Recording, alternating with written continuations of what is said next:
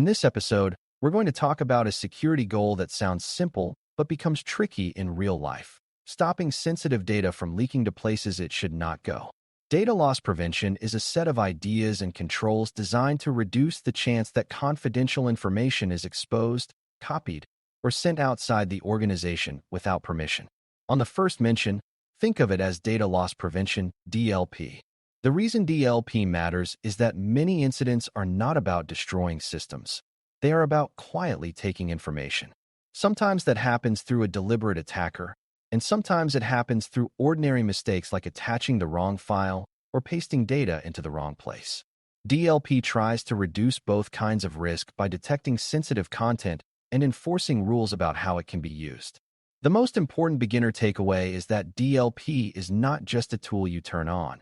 It is a strategy that depends on knowing what data is sensitive, who should access it, and what behaviors should be allowed. Before we continue, a quick note.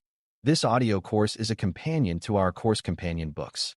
The first book is about the exam and provides detailed information on how to pass it best. The second book is a Kindle-only ebook that contains 1,000 flashcards that can be used on your mobile device or Kindle. Check them both out at cyberauthor.me in the Bare Metal Study Guide series. Start with the purpose of DLP in plain language. DLP is designed to help you keep control of data even when it moves. Data moves constantly, from an internal database to a report, from a report to an email, from an email to a download, and from a download to a personal device or cloud storage. Traditional perimeter security does not fully address this because the data can leak through allowed channels, not only through blocked ones. If a user can email outside the company, that is a legitimate pathway that can still carry sensitive data. If a user can upload a document to a cloud service, that can also be legitimate but risky. DLP addresses this by focusing on the content itself and the context of its use, not just the network path. This is why DLP is often described as content-aware protection rather than simple traffic blocking. There are several broad types of DLP, and it helps to group them by where the control lives. One category is endpoint DLP, which operates on user devices like laptops and desktops. This type can watch for actions such as copying data to removable media, printing sensitive documents, or copying content to the clipboard. Another category is network DLP, which monitors data moving across network boundaries, such as outbound email or web uploads. A third category is cloud DLP, which focuses on data stored and shared in cloud services and can enforce rules about sharing and access. You do not need to memorize product names to understand these categories.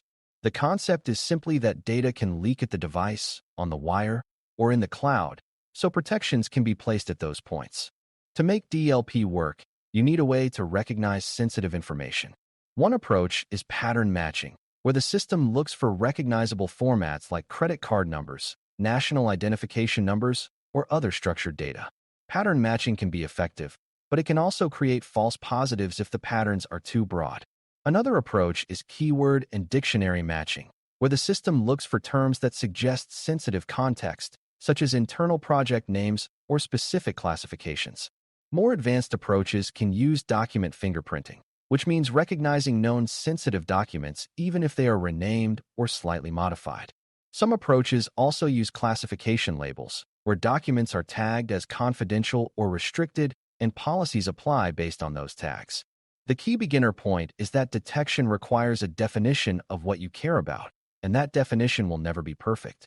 DLP is a balancing act between catching real risk and avoiding constant noise. The next piece is enforcement, which is what happens when DLP detects something it believes is sensitive. Enforcement can range from gentle to strict.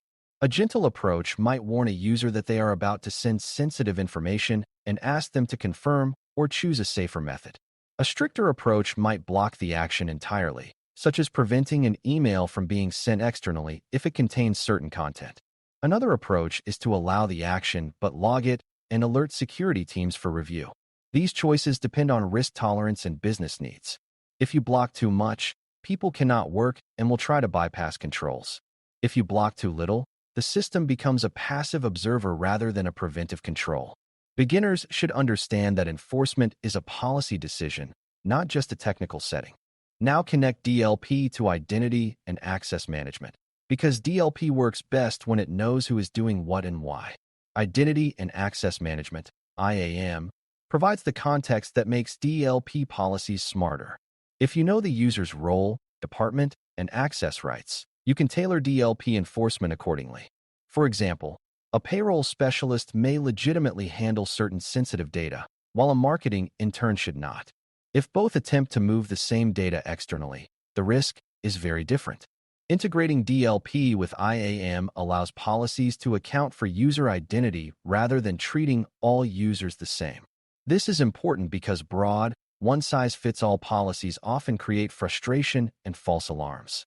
Least privilege also supports DLP by reducing exposure before data even starts moving. If fewer users can access a sensitive dataset, there are fewer opportunities for it to leak. DLP can then focus on high-risk pathways and high-risk actions rather than monitoring everything equally. Role-based access models help define who should interact with certain data, and attribute-based policies can incorporate context such as device trust or location. When IAM is strong, DLP becomes more precise because it can enforce different controls based on identity and context. Think of IAM as controlling who can touch the data, while DLP controls how the data can be moved once touched. Together, they form a more complete protection strategy. Another key integration point is data classification. If an organization labels data clearly, DLP can apply policies based on those labels. For example, documents labeled confidential might be restricted from being shared externally unless specific approvals are present. Classification can be manual, where users apply labels, or automated, where systems apply labels based on content detection rules. The challenge is that classification must be consistent to be useful. If users ignore labels or apply them incorrectly, policies become unreliable. This is why many organizations combine labeling with automated detection, using labels when they exist, but also scanning content as a backstop. The beginner lesson is that DLP needs a shared language for sensitivity, and classification is one way to create that language. DLP can also support monitoring and incident response by providing signals about risky behavior. For example, a sudden spike in attempts to copy sensitive files to removable media could indicate a compromised account or an insider threat. Repeated attempts to upload sensitive documents to personal cloud storage could indicate misunderstanding, careless behavior, or deliberate exfiltration. These signals are more meaningful when tied to identity, because you can see which user or device is involved and whether the behavior matches their normal patterns. DLP alerts should not be treated as proof of wrongdoing, but as indicators that something deserves attention. Many alerts will be benign, especially early in deployment. Over time, tuning policies and educating users can reduce false positives and increase the value of alerts. It is also important to understand that DLP is not only about attackers. Many data leaks happen through mistakes, such as emailing a spreadsheet to the wrong person, sharing a document with an external link that is too open, or copying sensitive content into a chat. DLP can reduce these mistakes by warning users at the moment of action and nudging them towards safer behavior.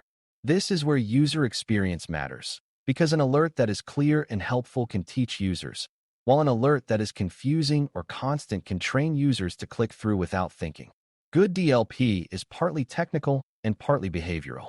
It acts like a guardrail that keeps normal work on a safer path rather than relying on perfect human attention. A common misconception is that DLP can completely prevent data loss. In reality, any control that relies on detection can be bypassed if someone is determined and skilled, and any control that relies on user behavior can fail when users are rushed or manipulated. DLP reduces risk, but it does not guarantee safety. Another misconception is that DLP is only about blocking, when in many environments the most practical early step is monitoring and alerting. Starting with visibility allows teams to understand where sensitive data actually flows and where policies would cause disruption. As maturity grows, enforcement can become stricter for the most critical data and pathways. For beginners, the safe mindset is that DLP is an evolving program, not a one-time installation. To make DLP concepts stick, think of 3 questions that define the program. What data is sensitive and how can we recognize it? Who should be allowed to access it and under what conditions? What actions should be allowed, warned, blocked, or logged when that data is being moved? Identity and access management answers much of the second question, and classification helps with the first. DLP enforcement addresses the third. When these questions are answered clearly, DLP becomes a logical extension of the organization's security goals rather than a confusing set of pop-ups. This framing also helps you see why DLP without IAM integration often feels blunt, because it lacks the context to make nuanced decisions. In conclusion, DLP exists to reduce the chance that sensitive data is exposed or leaves authorized boundaries, whether through attacker activity or ordinary mistakes. It can be implemented at endpoints, across networks, and in cloud services, and it relies on methods like pattern matching, labeling, and document recognition to detect sensitive content. Enforcement choices range from warnings to blocking to monitoring, and the best approach depends on business needs and risk tolerance. Integration with IAM strengthens DLP by adding identity and context, enabling policies that reflect roles, least privilege, and device trust. The decision rule to remember is this: if you cannot clearly define what data is sensitive and who should be allowed to move it, DLP will either block too much and be bypassed or allow too much and fail to reduce risk. Thanks for listening. For more audio courses, daily newsletters, and more, please visit baremetalcyber.com.